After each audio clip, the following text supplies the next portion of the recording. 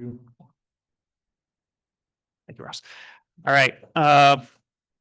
Welcome. I know we got about half the people in the room, half the people online. To anyone who does not know, my name is Ethan Ash. I am the KW Commercial Regional Ambassador for New England. I have a team here, a commercial team, Coastal Land Commercial Group. And what other things am I? Former president and now Realtor of the Year for the commercial board. Today, we're going to have kind of go over kind of the intros into commercial, things that are for those who join KW Commercial, what they have access to, all that information. And then also we are lucky enough to have Nathania and Ross here from TD Bank. They are the sponsors. They provided lunch. So thank you very much for doing so.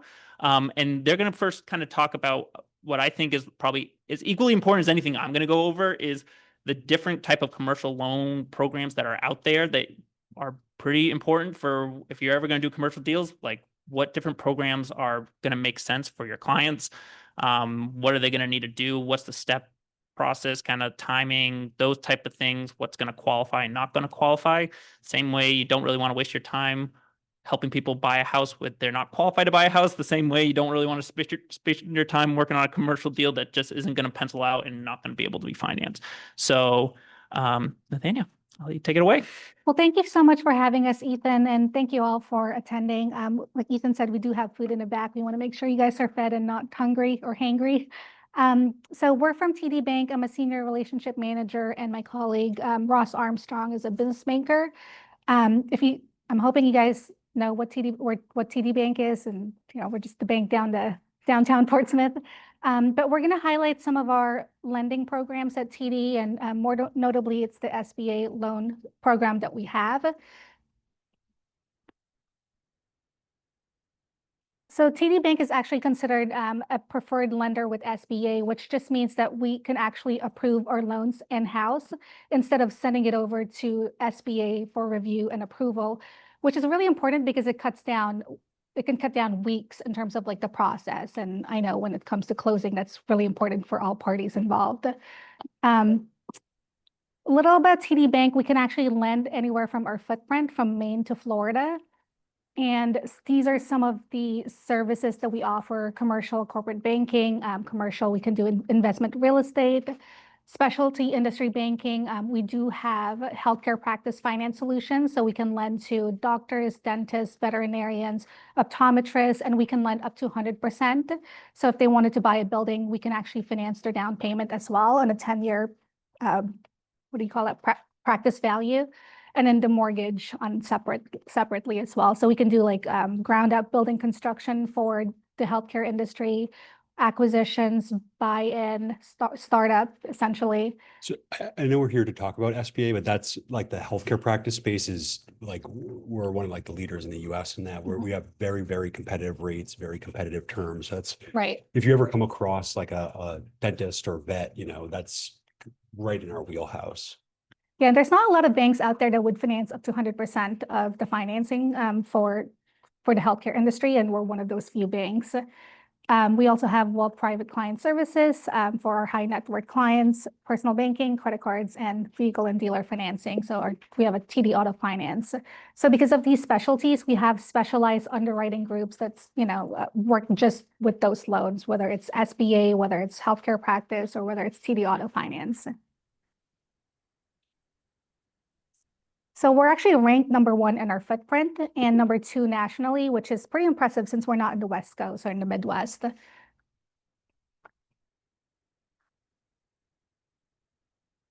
So yeah, a lot of the advantages of SBA loans is the low equity injection requirement that you would see, like if you have a client that's looking to purchase a building for their business, typically you'd see in a conventional loan a requirement of 20% down, but with SBA it's 10% equity contribution, and that's 25-year terms.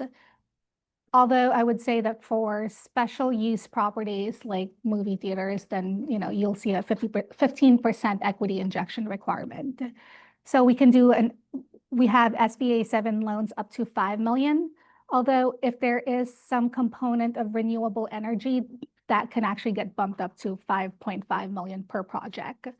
504 loans, maximums from 5 million to no limit, no balloon payments as well. So we've done real estate purchases, refinance, expansion, acquisition, partnership buyouts, equipment purchases, franchise financing, and construction, just some of the examples that we utilize our SBA loans for. These are some of the industries that we have lent to in terms of SBA, healthcare. We also have done non-medical professionals like CPAs, lawyers, attorneys, engineering firm, insurance companies, wholesale, manufacturing, franchise daycare, franchise restaurants, and business acquisitions. Limited or independent restaurants, it's more like a case-by-case situation, so it really just depends. Hotels, car washes, I've actually done a number of that last year, so not sure why it's under limited. I think I did like 3 or 4 last year. Home healthcare, golf courses, marinas, and recreational specialty use facilities. And these are some of the top 5 industry concentrations as well too: restaurants, medical, dental, veterinarian, daycare, non-medical professionals, and hotels. Yeah. What about building development? Is it like speculative in terms of like someone wants to build like housing or? House complex. So I think a good place to start with when talking about the SBA. So SBA is geared towards Small business. not necessarily. There's limitations in terms of revenue, but I want to say it's like 500 million. It's something. It's pretty. The number is pretty high, but it's think more owner occupied. So Okay. it's if you have a client, let's say you come across a construction firm that wants to buy a industrial facility to store their materials and things like that. That's more of SBA. And there's you can lease up to 49% of your facility. So you can still lease out a portion of it, but the SBA recipient has to occupy at least 51% of the property. And that But outside of your SBA, like TD does do. Yeah, that was more my question. Thank you. So it's considered speculative, but we would, I don't know whose phone is this. Somebody's phone. I was wondering if that was more of a targeted or a limited.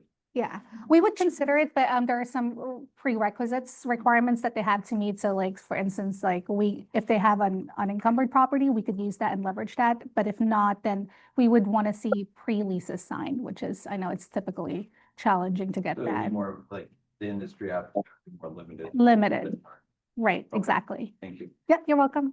But for SBA specifically, we wouldn't be able to use that for like a development project per se, like that. Even if it was maybe going to be like out apartment complex.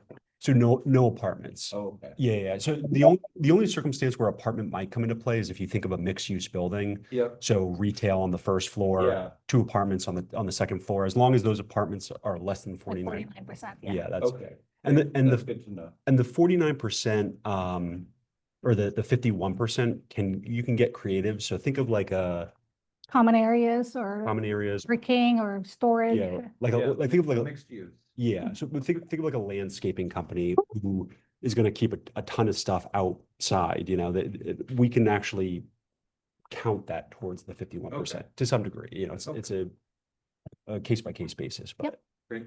Thank you. And I'll kind of just step in, like, it's something kind of different, commercial versus residential. Like residential, you kind of have your loan officer, and they kind of do pretty much every single product that's going to work for your client. Commercial lenders are very much, focus in certain businesses, certain areas, certain industries. As you can see, like there's certain states that TD doesn't go into, and there's certain product types that they're not going to be touching, because unlike on your loan officer who takes the loan and then sells it to somebody else, they're holding this book of business. So it's something that they have to trust. They're not selling your business, they're keeping your business, they're building a relationship with you. So we'll see that TD's the leader in it, like working with these small businesses, because I need to buy the real estate, then I need to buy my equipment, then I need to potentially get capital to do other projects, and those are, continuing to get debt. You have to have a really good relationship, someone who understands those businesses, understands your capital and your leverage and your cash flow.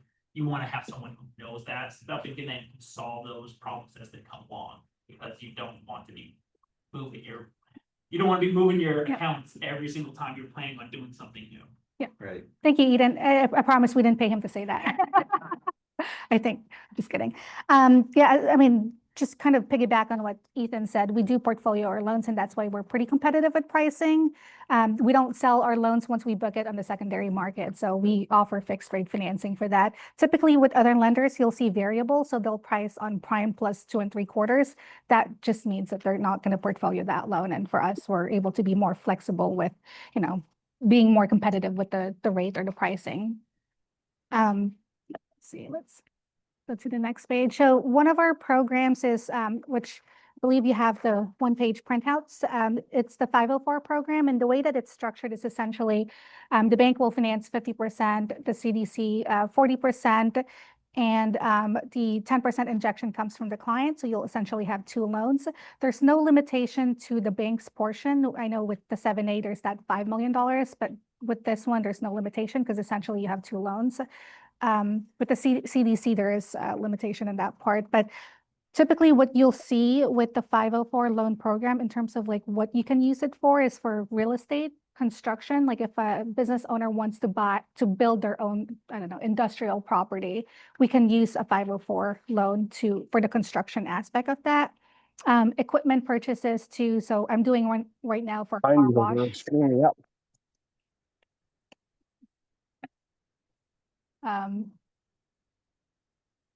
Did I admit this person? Yes. Okay.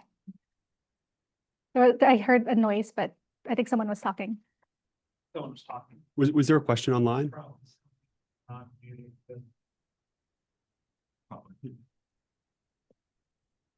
It says no one's talking. So it says we're talking. Okay, So we'll just keep going. But yeah, so like right now I'm doing a car wash loan, and we're actually using a 7A for that one instead of a 504, but you can use either or. It really just depends on the client and what the rates are, because they're going to have different rates. 7A will have a different rate from 504. So you can use 504 for equipment purchase and also refinancing if they have a property right now that they want to refinance the rate into a 504. We see a lot of construction with 504s. That's, I think, a big one that that we see. And in the 7A loan program, which is actually more popular with us, is there's no balloon payment, there's lower equity injection, like I said, 10%, sometimes 15%, depending on the type of property. And well, it says there's no guarantee fee through 9/2025. So I got to double check on that, but we're pretty much. There is a guarantee fee. It's a guarantee fee now. So the new administration brought the guarantee fee back, I think, in May. Yep. So the S7A program can also be used for real estate purchase, equipment purchase, business acquisition, expansion, partner buyouts, franchise financing, debt refinance, working capital lines. So there's a lot of, it's very expansive in terms of like what you can use the 7A. It's more inclusive than the 504. This one, there's 90% advance rate on real estate and business acquisition and 100% on equipment and machinery. And typically what we like to do is we like to have a conversation with the client in terms of, what their goals are in terms of like whether or not a 7A or a 504 is more suitable for them. And the reason why is because with the 504, there's a 10-year prepayment penalty. And with the 7A, it's 3 years. Do you want to speak more on the prepayment penalty in terms of the 7A versus the 504? It's just a multi-step rate, or it's 3, 2, 1. Yeah. Yep, on the 7A. And we typically like to give them all options. So if a client says, well, I'm probably going to stay in this property for 4 years or 5 years, and then I'm going to retire and sell the business, then we'll probably steer them on 7A. Because if we structure it in a 504, then they'll be on the hook for the remaining 5 or 6 years that they decide to terminate their loan. And I think the thing that, again, real estate agents see, but we kind of fair where these programs are typically 10% down versus conventional 25% down. And there's going to be a lot of deals that when you are talking to your clients and you just go like, all right, well, if you're looking at $1 million, do you have $250,000 cash? And they go, no, I don't have that, easily liquid. All right, then we're gonna see if you can qualify for the, these other programs that you only need to have $100,000 cash, in your account to be able to do the deal. So you're gonna, by knowing about these programs and understanding the rules that what qualifies and do not qualify, you're gonna open up opportunities that other people don't, because they're just gonna immediately go, we can't find anything for you to buy that fits your cash position right now. And some people aren't doing deals because they don't think they can afford it, but these are some of the programs. And then again, they talked about some of these 0%. Just when I first started, and again, maybe TD always had these programs. I never knew a single commercial loan that was a 0% down. Like there was that just did not exist. But again, it's very specific field, but that those things exist in certain fields is just things that if you know about, you're going to open up doors that would otherwise be closed to potential buyers. And then I guess like just looking at the comparison between 7A, 504 and conventional in terms of terms, we can go up to 25 years on 7A and 504. Typically for conventional, we can go max 5 to 10 year term. Amortization, like if someone is buying like a property for their business, maximum you'll see on conventional loans is 20 years with a 20% down payment.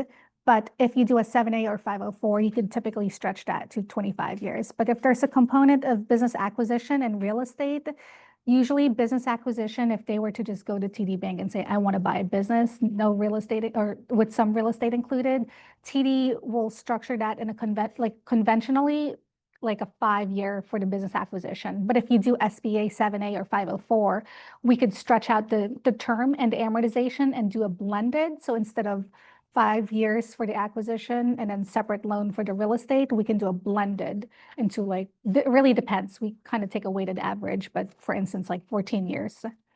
I think another important thing to bring up with the SBA is some SBA can be utilized in circumstances of a collateral shortfall, like that, this comes more into play with business acquisitions. When you acquire a business, typically there's not a lot of collateral. So we can utilize SBA on circumstances where there might be a collateral shortfall.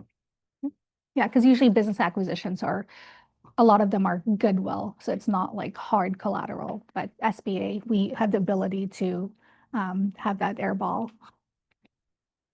So these are just some of the loans that we've done. An example is, daycare facility in Londonderry. There's a group of investors that have few daycares in their portfolio. Ethan's familiar with this one. Yep. So they wanted to buy this daycare facility in Londonderry that's been operating for a long time, and the owners were looking to sell and just retire. So what we were able to do, this is actually really hard to read. We actually funded this with a 10-year fixed and 25-year adjusted amortization. And the prepayment penalty on this was 531, 7A. This is a 7A loan. So the borrower liquidity and net worth were pretty light, but we like the fact that, they had 2 years of experience, and the acquisition target, the daycare was around for a long time, I think 30 plus years. So we took a first mortgage on the real estate, and then there was a $500,000 collateral shortfall, but we just put a lien on all the ARs and inventory. And also, if there's a shortfall in collateral, SBA requirement is they'll attempt to make themselves full, whether that's taking a mortgage on their other investment real estate or on their residential property. So that's an SBA rule. That's not just a TD rule. And again, to kind of talk about the difference in why it's so important to be doing this the right way is, putting value to a daycare. Yeah, there is no like equipment. I mean, there technically is equipment list, but it's toys and paper and scissors. Yeah. It's nothing that, has large equipment. But the difference is it was a converted church that was this daycare business. If you ever see churches, they sell for almost nothing because they have very little purpose outside of, stuff like this. So if you can't sell the business along with the real estate, you're costing your client it would have cost them well over $1 million if we just sold the real estate without the business. So understanding how to do debt service ratios, and then also understanding how to get the deal done, having the right lender, those are just so important. And if you know what you're doing, you do it the incorrect way, or if someone comes in and doesn't know how to deal with a shortfall, like, and the deal falls apart, like, yeah, you can run yourself into doing a whole lot of work, getting paid nothing, and costing the clients. So, understanding these programs, I think you're going to do this, understanding, you don't need to be a genius at it, but if you understand it at an initial level, and then bring in experts when you need them. So. And this is actually where I learned that daycare makes a lot of money. So I need to find a daycare to buy. Another one that we've done, it's a 1.4 million 7A loan for a generational stock purchase of a manufacturing facility in Seabrook. So the loan was used for stock buyback, a buyout of the father to the son of a multi-generational manufacturing company. We did a 10-year term, amortization, and fixed rate with no equity injection in this one. So I think the deal was strong enough for us to be able to do that. Yep. So the son was obviously younger with limited liquidity and personal balance sheet, but the business cash flow was pretty strong, so we were able to structure it in a 7A loan. Another one is a car wash. We did a 2.6 million 7A business acquisition loan for a car wash in Keene, New Hampshire. And it's a husband and wife. It's their first time buying a car wash, their first car wash. This was structured in a 25-year term, amortization, and fixed rate with very limited equity injection. They came in at 10%. And we structured it on a 25-year term and amortization. So, you know, the borrowers at the time, their liquidity and net worth were also pretty tight. So you don't always have to have like a lot of money as a borrower and a lot of net worth, but you know, it really just depends on your experience, the borrower's experience that's buying the business, and also just the strength of the deal that they're purchasing as well. So if you know you have someone that has no experience in buying like a restaurant, and this is they've never worked in the restaurant industry, they just want to say, they just came to you and said, I want to buy a restaurant because I think it's cool. It's going to be very hard for us to get done unless it's a really good restaurant that's franchised. But we typically like to see some strengths of the deal, like, you know, borrower liquidity, net worth, experience. We don't have to have all of it, but we like to have some of it. So in this example, the husband wasn't a car wash guy. He was a pharmacist. They had a low 10% income and unsecured collateral. The deal was partially unsecured, but available collateral. That kind of goes against what you're just saying. In this case, they didn't have any experience. What was the reason you were able to qualify this loan? What was the helpful part? So there's certain within commercial banking, there's always like a circumstantial aspect to it. So a car wash doesn't, it's, there's an operating company, but it's not as extensive as something like a daycare or something that truly is an operating company. So on certain circumstances, we can make it make sense based on, the individual buying it, what's being sold, and kind of what industry type it is. Yeah, in this case, the husband is actually keeping his day job. He's not quitting his pharmacist job. So for us, that's supplemental income. And in terms of SBA, we always do a global cash flow. So we like the fact that there's outside income that he's bringing in. So in case the car wash, doesn't do well, we know that there's going to be more sources of repayment. But I believe this car wash was also on a subscription basis. So it's kind of like guaranteed revenue, kind of like when you go to the gym, you're getting, even if they don't get their car washed, they're still getting the income from the subscriptions. But we did take a lot of collateral on this, on the business assets, on the life insurance policy, and also the second lien on their personal residence too. Okay, thank you. We also do SBA franchise lending as well too. So TD already has a separate vertical that does franchise lending for like McDonald's, Burger King, but SBA has a separate vertical for this as well. I'm actually doing a franchise deal right now for I'm having a mental block, those car places where they change your oil and stuff. Yeah, I'm doing one for, they're doing a ground up construction, and they actually ended up getting hard money loan to do the construction, and we're gonna refinance it once the construction is done, so.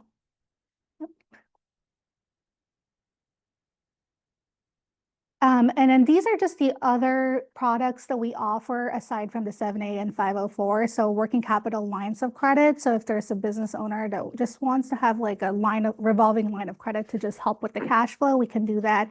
We have export working capital program as well, SBA Express and USDA loans. And you can see here the maximum loan amounts. I think $10 million for USDA is the biggest one out of all of these ones, but SBA Express, it's 500,000, working capital program, 5 million, and cap lines up to 5 million. But there's just some qualifications. I think you'll see consistently in a lot of these programs, you'll need to be at least a US citizen or LPR for profit businesses, and they have to meet the SBA size standards.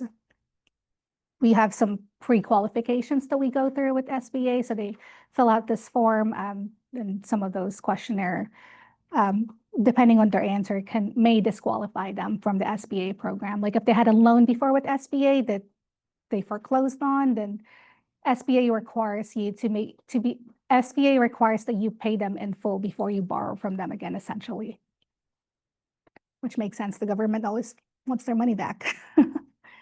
But yeah, so that's pretty much our SBA program. Typically what we like to see in terms of like the checklist, what we'll require from your clients are 3 years business tax returns, of whether their business, and if they're acquiring another business, we need the tax returns of the other business too.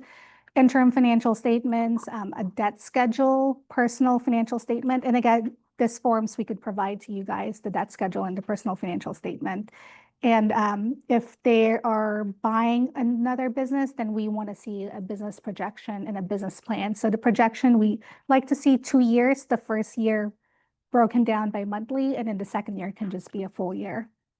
And also a purchase, either a purchase and Oh, sale okay, agreement purchase and sale. or letter of intent, just so we can see the structure of what the deal looks like.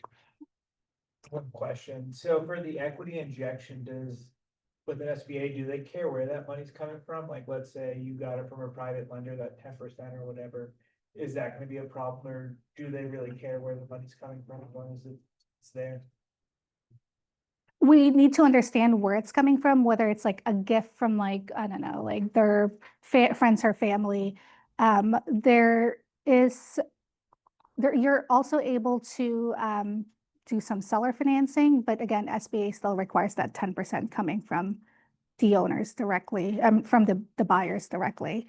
But we can get creative in terms of like seller financing or seller holdback.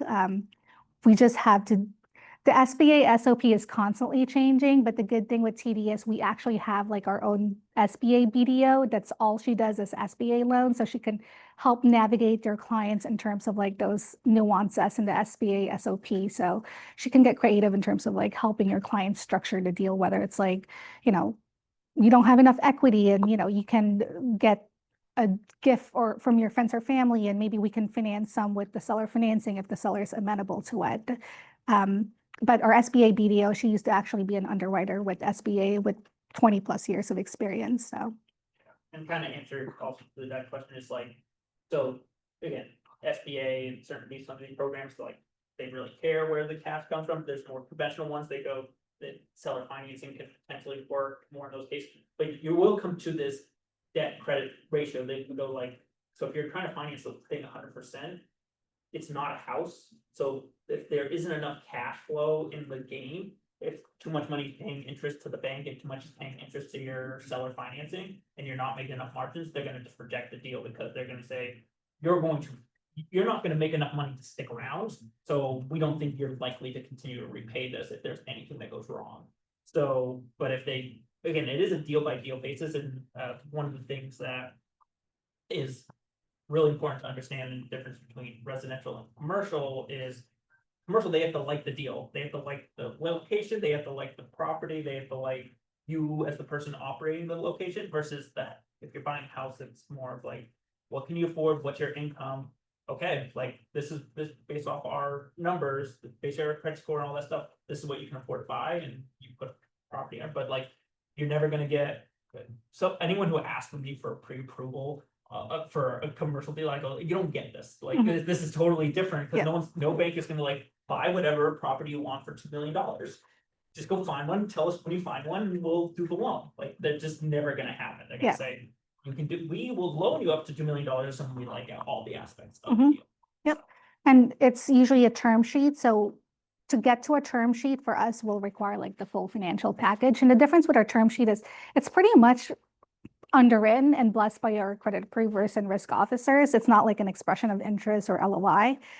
So you know that you're like 90% approved already. So as long as everything else checks off, like the appraisals and there's no environmental issues, then you have a pretty good chance of closing. I just want to, so, you know, colloquially, I can't say it, so I'm not going to try to say it again. We call it skin in the game. So like for the down payment, like we want to see them put money in because we want to see them actually invested into, and the SBA wants to see that as well. So that's where, you know, we'd want to see them put up some of their own money into the deal.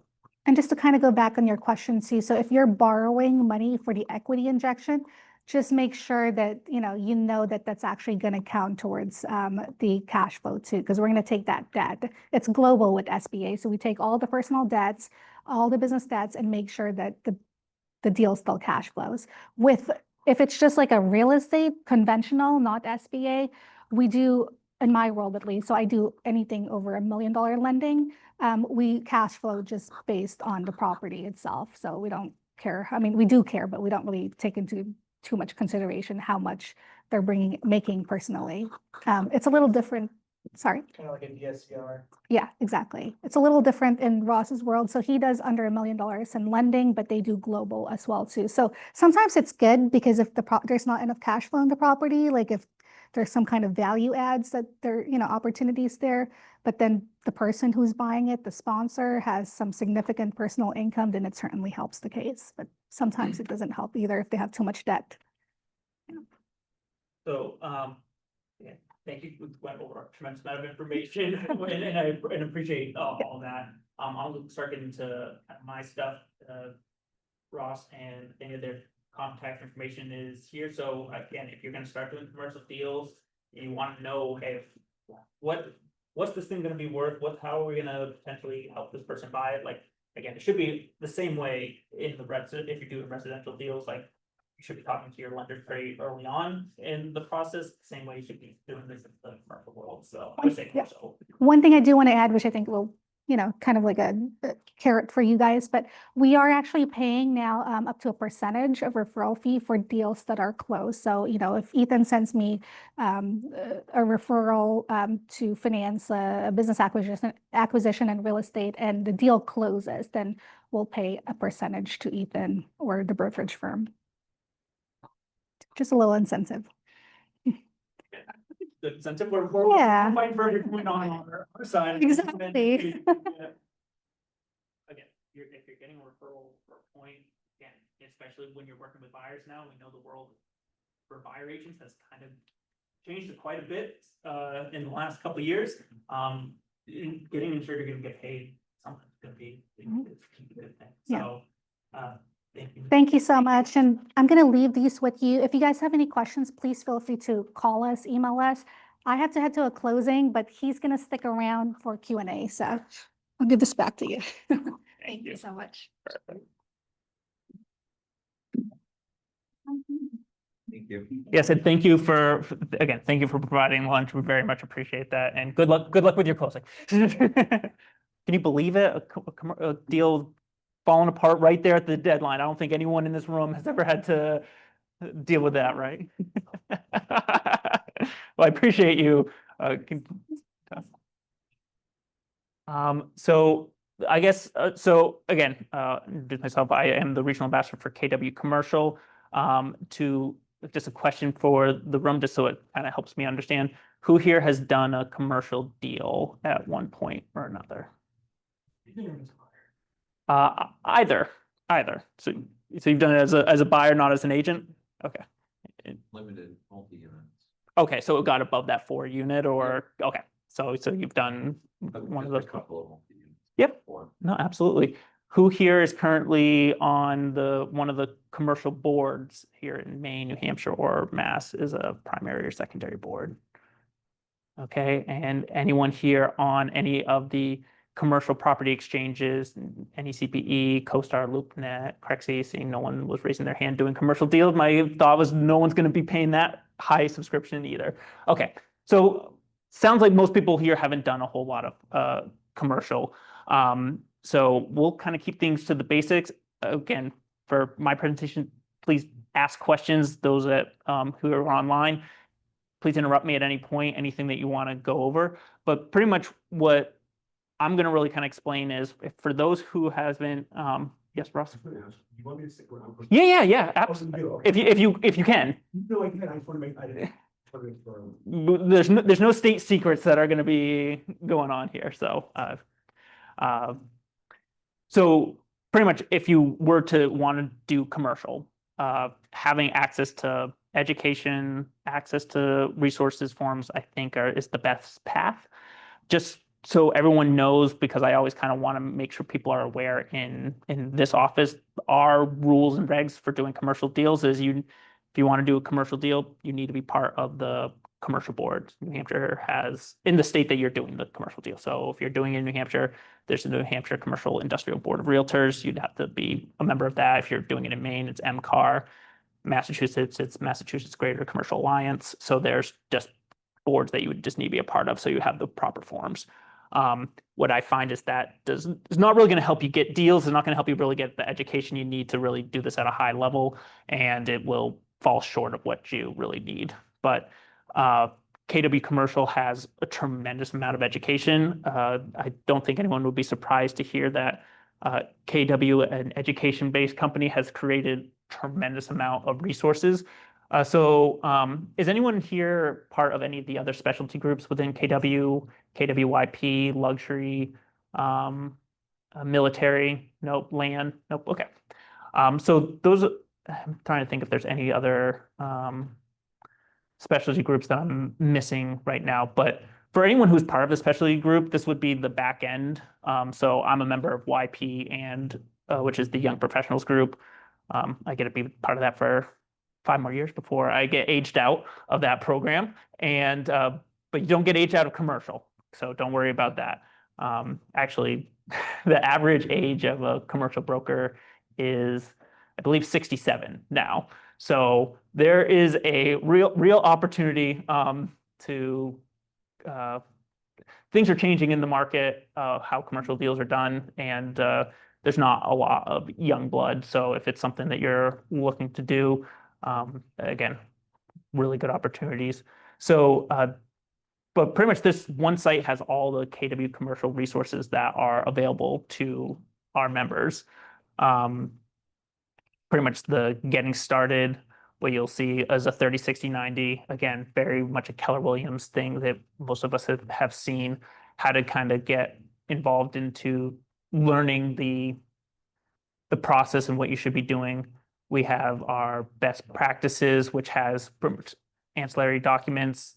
So when we talk about, and we'll see if things will let me download properly, but when we talk about documents here, it's I'm gonna have, you're gonna just have to take my word on it, but there has, like, it's a lot of education documents, forms that you'd want to see, terminology, definitions. So if you're going to be doing commercial, you have all these documents. You also have what is on our KW Commercial Learning. So there are over 203 lessons, from the initial things of learning how to do commercial, learning site to do business, which uses like demographic data to figure out, like, trends, who the potential customers or workers are for a given area. How RPR, which has gotten, it's night and day, how RPR, which, for the record, everyone here views RPR at some point. Yes, you all have access to that as Realtor members. RPR has gone a lot better in terms of having information and data in terms of commercial, which was extremely lacking before. But if you never knew there was a toggle at the front, the top of your search from residential to commercial, you probably never were able to find a single commercial property because it doesn't, you can't find it unless you put the commercial toggle on.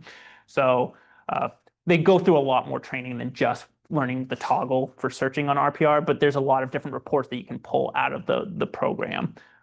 And then there are all these different specialty groups. So can anyone name a type of commercial property? Like I'll start. You have office buildings. What's another type of Industrial, industrial? Okay. What else? mixed use, Mixed use, residential multifamily, like apartment buildings, 5 units plus. Yes, great. What else? gas station. Gas station. Yep. Which is we would call it in a subset of the retail, but so retail is another one. Anyone else got any of the other? Warehouse, flex space. So that's another thing. Self-storage, that's another type of kind of in that flex industrial world. You got government properties, those government buildings, school buildings, universities. Those are, municipal, like, your Portsmouth Health Club, like those are other commercial properties. You got triple net lease properties, the Dunkin' Donuts that's right next door to us. That's a triple net lease tenant that, builds the building and you lease out the land. It's an investment. You got developments. You can do subdivisions or building industrial or retail or big office buildings, big apartment buildings. There's a whole lot of, and all of that stuff, there is buying and selling it, and there's also leasing that material. Like all those things you need to potentially have to lease as well. So each one of these specialty groups, oh, and I forgot because we just talked about it, business sales. That's another type of commercial property. So when we're talking about, well, how do you kind of get going? We actually have each of those groups that I just mentioned. There is a specialty group that meets on a monthly basis for KW commercial members. So if you want to learn about developments, if you want to learn about office, if you want to look at industrial, if you want to do net leasing, multifamily, retail, so government services, hospitalities. I didn't even mention hospitalities, hotels, bed and breakfasts, those restaurants, those all kind of fall under the hospitality realm. So those meet on a monthly basis. And again, I think the one thing that you'll recognize is that if you don't have the knowledge, know the questions to ask, like you're gonna have a tough time winning that type of business. But this is all going on a monthly basis, and the joke about being part of KW is you could spend your entire time in front of your computer learning things, coming to classes, learning things, never ever talking to people, and then you would probably not keep your business for very long. But if you're going to do commercial, it is really important that you're speaking knowledgeably about that in that realm. I find that if you don't really know the right question to ask, it's going to be figured out pretty quickly. The other thing that is involved in being part of KW Commercial is if you have deals that you want to share, different classes, all that. We actually have a deal exchange. There's also RealNext, which is a software program that allows you to, it's pretty much a CRM similar to what we all use, Command, but it helps you do marketing. You can email to your database. You can also build financial brochures and different listing presentations. Those are things that are really important in order to win this type of business. So, and again, when we talk about education, there is the shift class. This is equivalent to if you've ever been part of Ignite, part of KW. This is like Ignite for commercial. So what are the steps you need to take in order to, build your commercial business? How do you prospect? How do you lead gen? how do you keep your business going? How do you do negotiations? And when we talk about the other aspects here, the other thing that I think is really valuable that you just really can't put, I- uh, you can't really put there's no really supplement is the ancillary document, the leases, the letter of intents, the request for proposal purchase agreements. All these sample forms are here for commercial deals.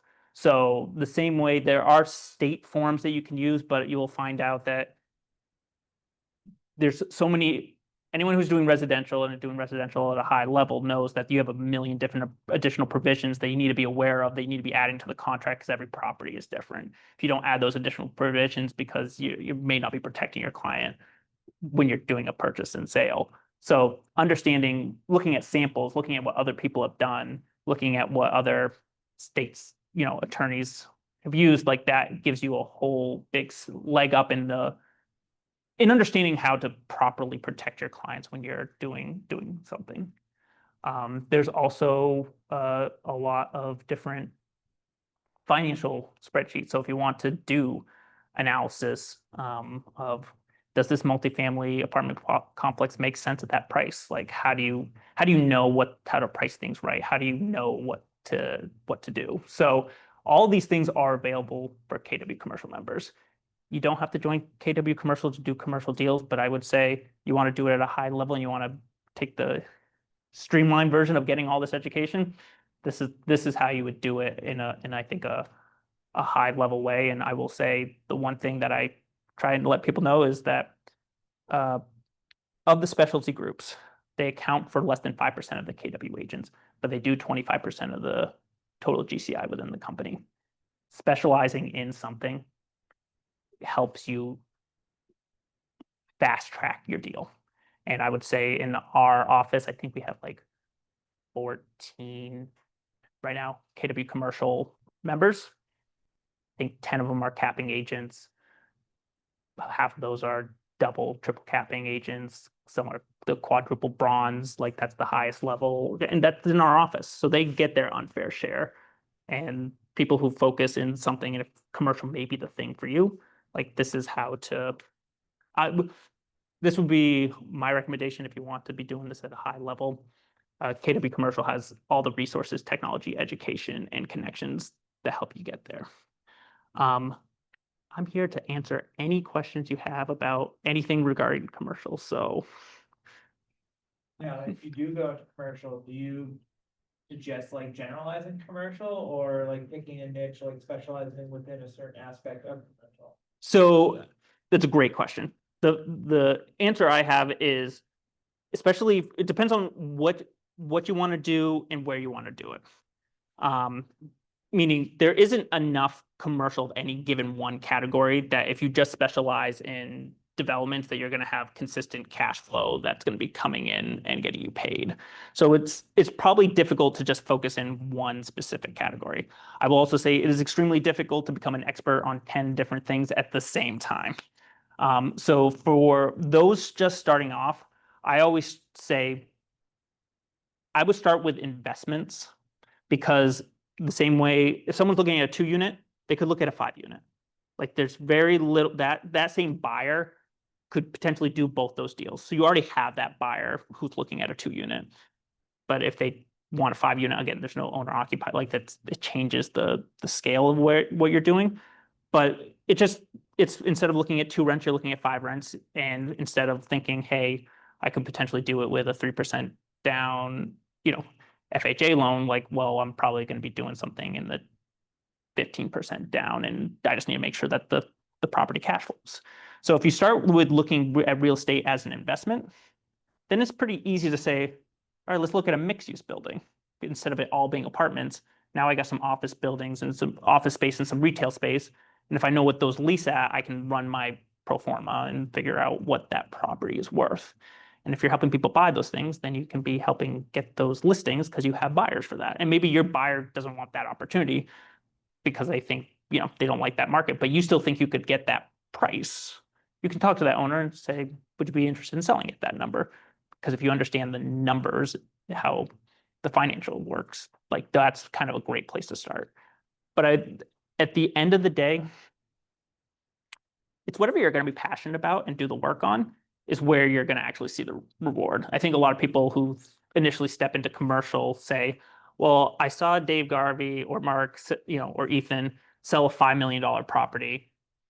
I can make a lot more money just doing one $5 million property than doing 30, half of that, $500,000 properties. Like that may be how you look at it, but I just say that's not the way to look at it. It's what you're passionate about is where you're going to get your knowledge. When you get your knowledge, that's where you're going to find those opportunities and be able to add that value. So think if you do not care about office space, there's not enough money selling, buying, leasing office buildings that's going to make you willing to bang your head against the wall. If you really like helping businesses find new locations, like then you'll do those things and you'll spend your time instead of scrolling through Zillow, you're scrolling through the other commercial exchanges, finding those opportunities, figuring out if that deal makes sense. So it is really important to do what you're passionate about, what you think is worthwhile to do. But I say, if you just focus on self-storage, you better be licensed from Maine to Florida because you're going to need a pretty large territory to get enough of the market share to make it a good business, sustainable business for you. Which, for the record, there is a guy who out of Pennsylvania who just does mobile home parks, and he does it at a really high level. Like he does hundreds of millions of dollars in volume every single year, and he finds an agent in any given state to work with, because in commercial deals you can kind of step across state lines as long as you're doing things within the rights of commercial deals and you're not doing things outside of where you're supposed to be at guidelines per real estate law. But you can help a buyer buy a property in a state that you're not licensed in and get compensated in those things. You just have to follow the rules and regs. KW Commercial has a program called Launch, which gets you connected with a referral agent in that area and work through their license to do that deal. And that guy does hundreds of millions of dollars just buying mobile home parks across the country. If I can make a recommendation, don't specialize in office space, most banks. So, I'm sure we're going out there, I appreciate that.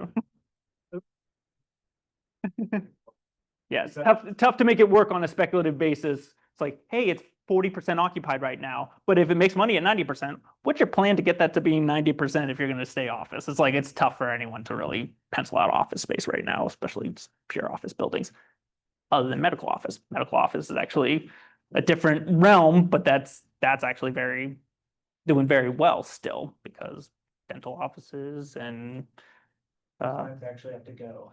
yes, and there's still money there. And then if you're keeping a network, like if you understand the financials of the whole thing, you recognize that's not as nearly the risk as just pure office, office buildings. The default rate on average for medical office is like less than 1%, where office is, right now it's significantly higher. I mean, I know places like New York City, it's like 50% dark, Yeah.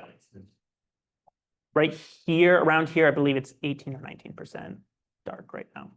So it's tough to pencil things out if you're 20% vacant. Like it's just think about buying an apartment building where you're 20% vacant and trying to get it to pencil out. It's just not gonna work in a lot of cases. But we don't have that problem in apartment rentals. We do have that problem in office. They try to do stuff with office spaces to include residential, like conversion to residential, but the shortage of. Yes, and actually in the state of New Hampshire, there is a bill that is in the process where the state's going to make certain commercial zones have to allow conversions to residential in those zones. It hasn't passed, and there's going to be a lot of rules and regs. And there's also just going to be challenges of if this is a size of an apartment building, who wants to live in this one? Well, not only Well, that, there's no exterior wall, like you have no windows here. So not all spaces are going to be able to be converted, but there's a bill going on in New Hampshire trying to address that issue, but just not every property is going to fall under that, be able to be converted in such a way. the cost of construction for that makes the investment really challenging because all the amount of plumbing and stuff that has to be added, Yep. because you're adding a bathroom. a place that might have one bathroom for a large square footage space, now you're adding, 20 bathrooms. To have to tear up floors and run plumbing and electrical and everything like that, it's Yep. almost nearly impossible. Difficult. It's Well, not, I wouldn't, yeah, but I would say, like, again, I come from a development background. Mill conversions have a lot of those similar challenges, but if you look around, most of your mills have already been converted. Why? Because they were able to buy them for $1 because they were on the like the town took them over because they were a vacant mill. The person had to put in millions of dollars to, all these Chimberg mills that you see around here, like they spent tens of millions of dollars on just the windows to fix those things up. But those are all very valuable buildings right now because they get really strong rents and they're 100% occupied. So but I will say, like, and that's one of those things that, if I could say, and again, it's what I specialize in, so I'm not trying to like keep people from doing the thing that I do, but development takes the longest time. It is the biggest risk. There is good money to be made there, but it's not for the faint of heart. It's not for someone who needs to get a paycheck in a couple months from now. And you better understand your construction costs. You better understand land costs. You got to understand those components of things and usually some of the incentives that exist. But I will tell you, if you have a building that's 50% dark, it's not worth a whole lot, and it may be worth doing all those conversions to bring it to an apartment building that is at a cap rate that's 4 points lower than what an office building is trading at. So, all right. Other questions that people may have? Ethan, Yes. hi. Thank you for bringing it up, and I appreciate I'm hopeful that everyone is appreciating the significance of Ethan's caution about the ability to do things in other states after you follow the laws and procedures that are in place. We have a large number of commercial issues floating around the commission in Concord, and it's not a free-for-all to just go roam around and do whatever you want. That's not how it works. And, the first $1 million fine from the commission a few years back was solely on commercial. It happens.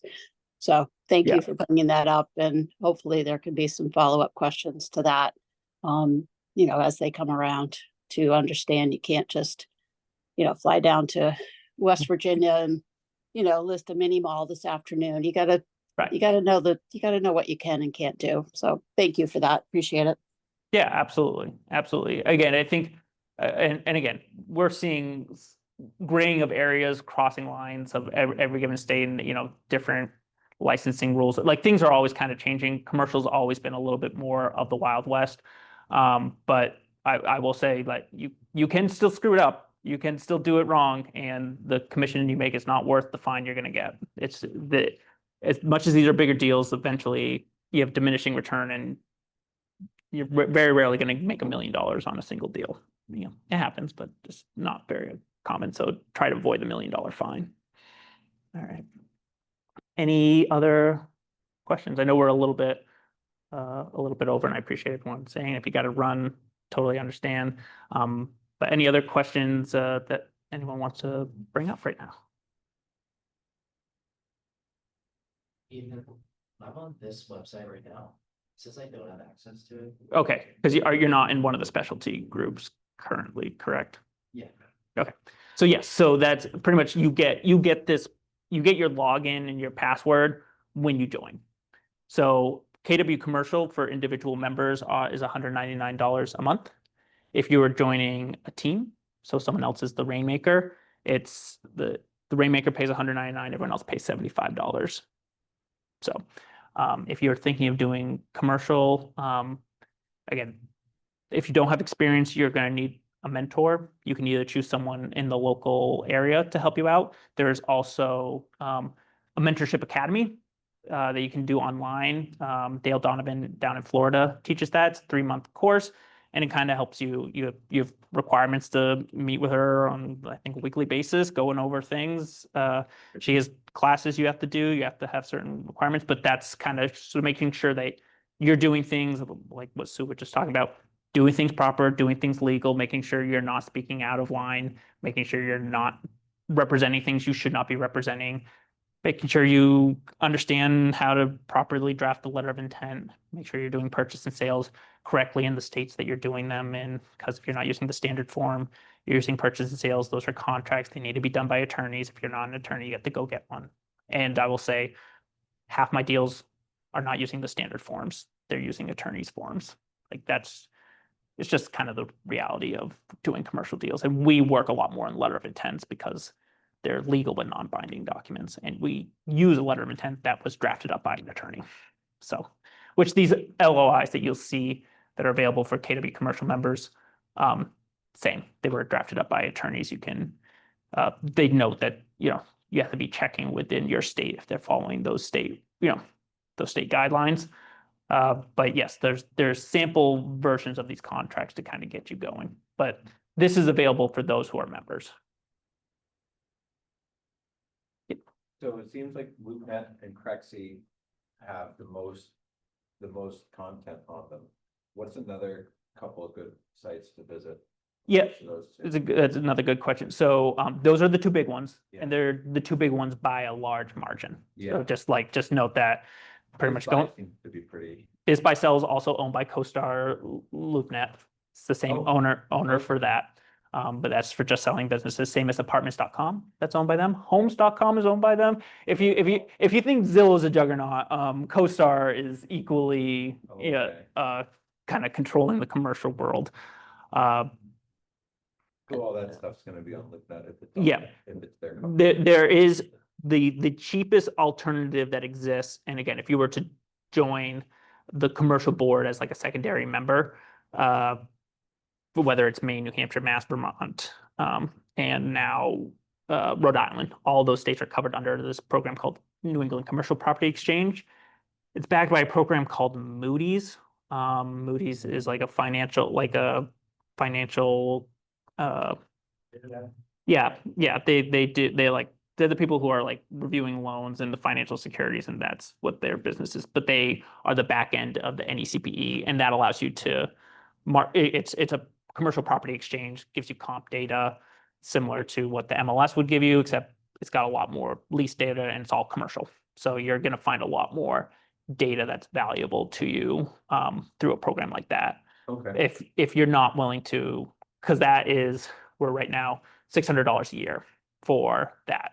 Crexy is now close to $400 a month, and Wow. CoStar is now I think $500 a month per user.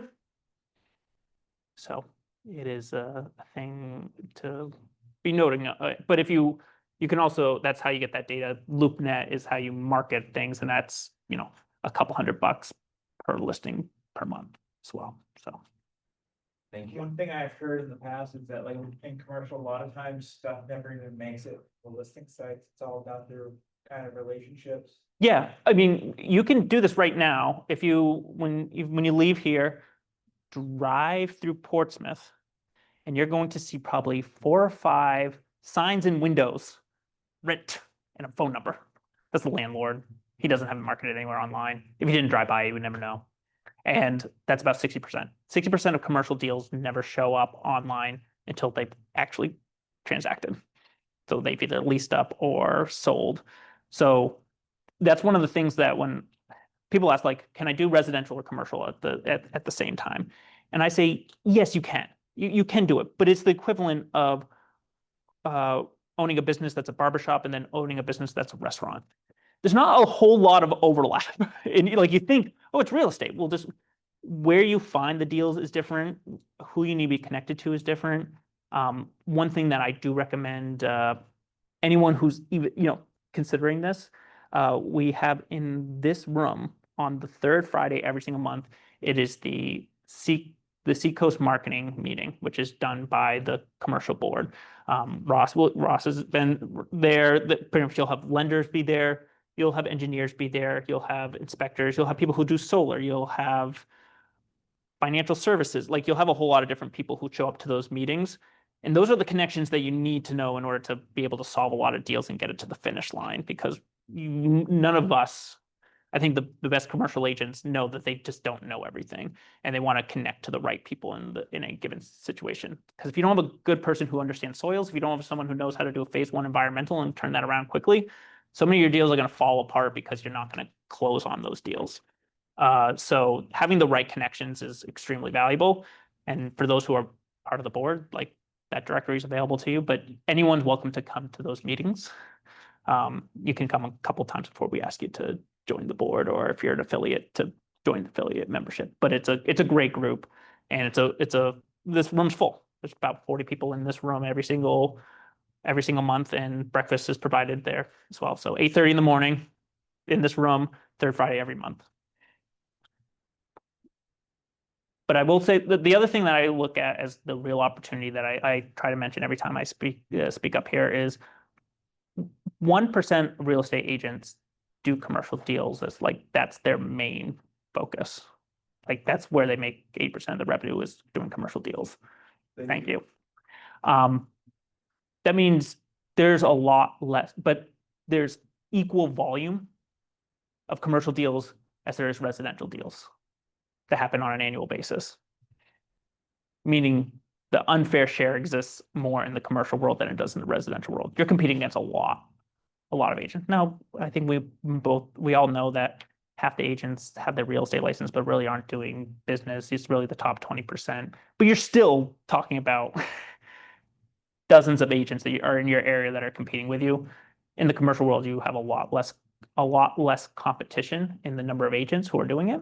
So there's a real opportunity to do that.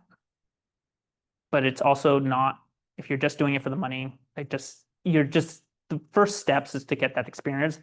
Most of those are doing small leasing to kind of get going, which is not extremely lucrative and it's not extremely fun. It's about as much work to do a lease for a 5,000 square foot space as it is to sell a $2 million property. One of those pays a lot better than the other one, but you need to have that experience so that way you can build the reputation, build the trust, because when someone's hiring you as a residential agent, they have to like you. I believe that if they're letting you into their life, they're letting you into their home, if they're going to let you know about what's important to them when they're looking for space, like they have to like you and trust you. On the commercial world, they just have to trust you. They don't really have to like you. They have to know that you're going to do a good job, but you don't have to be best friends. And that's why I do well in this world and not the other world, because I consider myself extremely friendly in the commercial world, but I would be one of the least friendly residential agents out there just because I know people who are doing this at a high level. And they're way more, I'd rather have a drink with most other people in this office before I want to have a drink with any of the other commercial agents, because we're just a little bit cranky and difficult at times. But the same way your attorney, your accountant, you're not hiring or firing because you like them. You're hiring and firing them because they're doing a good job or not doing a good job. And your commercial broker is the exact same way. If you're doing a good job, if they like you, it's a plus. If they don't like you, it's okay as long as you do a good job. I'm not telling you to be a jerk. I'm just saying, I'm just the reality of things. From an outside of residential, very, I'll say feel good, where commercial very transaction, very, it's you're in the deal, you're out of the deal. Yeah.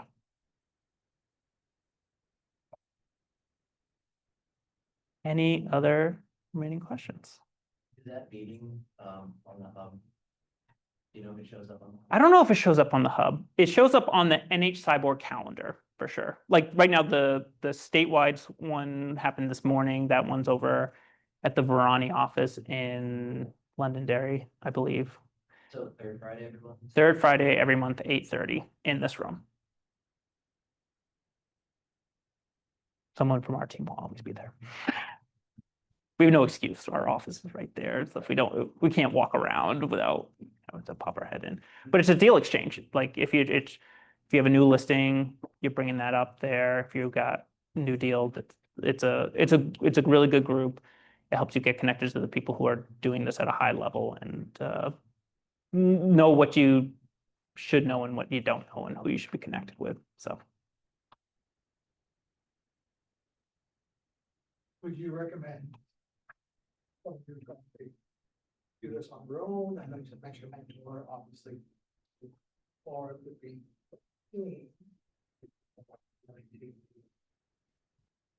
Or maybe there's no straight answer.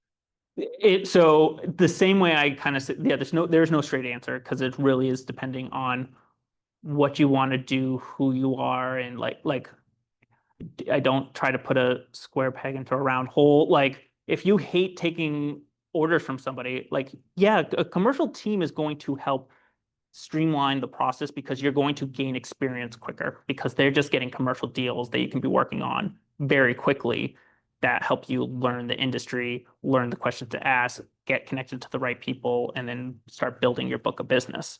But I would also say it's not for everyone. Like I don't like some people hate taking orders from people. That's why they became an independent contractor and their agent, and they'll come into the office when they want to come in, they'll leave when they want. Like they want that world.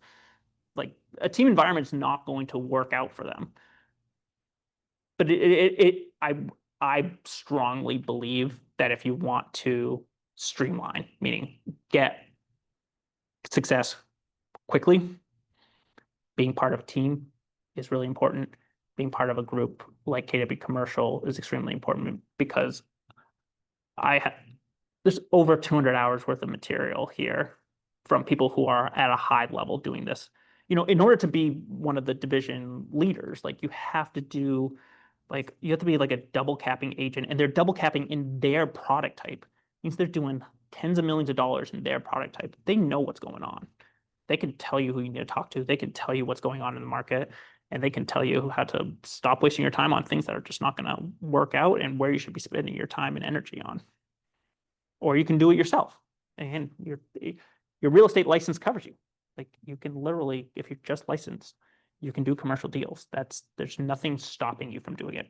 Brokerages have their own rules, but there's no additional license there that's necessary. So it's really how do you work? But having a mentor, you're required to do it for the first year or do the mentorship academy because if you're going to be labeled part of KW Commercial, we have to know you know what you're talking about. You're just not going to put that sticker on, not learn anything, and try and sell yourself as a commercial agent, even though you don't know what you're doing. So, and there, I will say there's a really good. I have a tough time promoting myself. That's why we hired a marketing director to help us do it. Like we're a top 5 team, and all we do is commercial deals. You know, Faulkner Group down in Mass, the top 5 or 10 group, just us commercial deals. Kevin Fletcher up in Portland, he's got a team. They're top 5 team in their market center. Like they're good teams. Do it if you want to do commercial and all the market centers around. And there's huge opportunities that are missing. I don't know if you're licensed in Mass, but Boston's missing a lot. Like Boston has a tremendous opportunity. There's almost no commercial coverage there. So,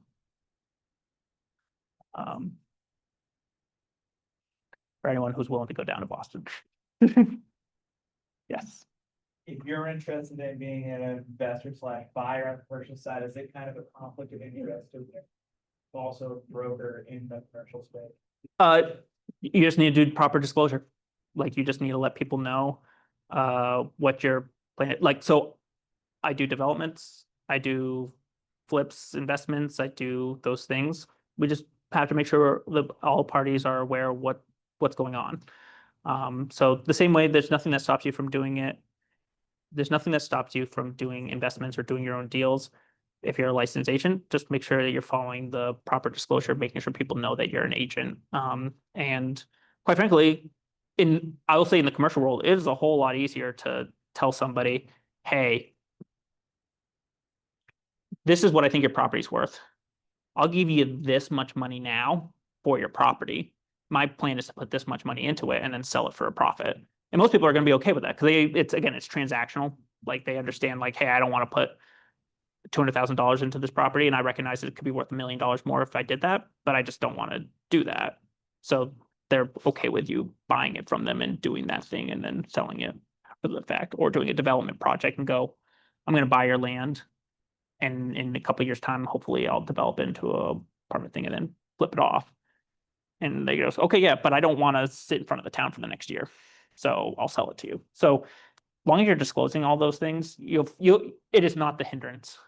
And I forget, it was someone else, I forget who it is that, but we're the only industry they are allowed to work in and also invest in. Meaning if you do financial services, if you do stock trade, like you can't trade if you're a trade, like you can't invest, you can't commingle. Like they don't let you invest in things that you're like a broker in.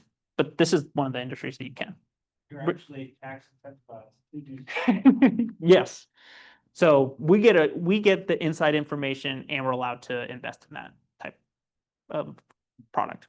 Not many people get that opportunity. And my background, how I got into this whole thing is I worked for a student housing developer out of school.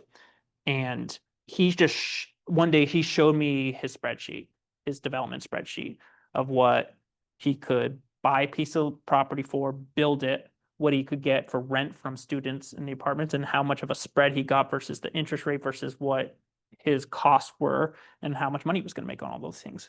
And that's when it was like the aha, light flicker to go, this is how people get super rich doing real estate. Like he just showed me the spreadsheet, and it's just a spreadsheet. Like it was an Excel spreadsheet that he had built, and he's got a bunch of tabs, but that's how he does it. And I now have my own spreadsheet that I do the same thing. But I would say the reason you need to join, be part of these groups and join, like again, a New England Commercial Property Exchange, CREXI, CoStar, bad data in, bad data out. If you don't know what construction costs are, you can really get yourself into a bad investment opportunity because you just don't understand, or if you don't understand how to deal with the state wetlands, like you can lose a tremendous amount of money doing developments. But if you know what you're doing and you are able to put good information in, you know what the lease rates are, you know what's timing and what the correct occupancy is for a mixed use property, like you can make a lot of money doing. So, but there's no, even if you join all these things, you're still going to have to make connections with contractors and engineers and soil. Like you're going to need to talk to those people if you're going to want to do conversions. Got to have good contractors who come up, show up on time. Like it's not easy, but the amount of work versus the money you make in investing in commercial real estate is lucrative. And quite frankly, you can invest in commercial real estate and just sell houses because that's what you actually want to do. That's actually the business you want to work in and you're investing in a different type of product category. All right, we're definitely over time. I'm going to stay here a little bit longer, but I will end the Zoom meeting. Thank you for all the people who stuck on and attended. And I have a one-pager flyer. If you are interested in KW Commercial, please grab that. There's a QR code if you wanted to do the application, like all that stuff there and all the resources that are available for KW Commercial. But thank you all for attending, and hope you have a great rest of your afternoon. Thank you.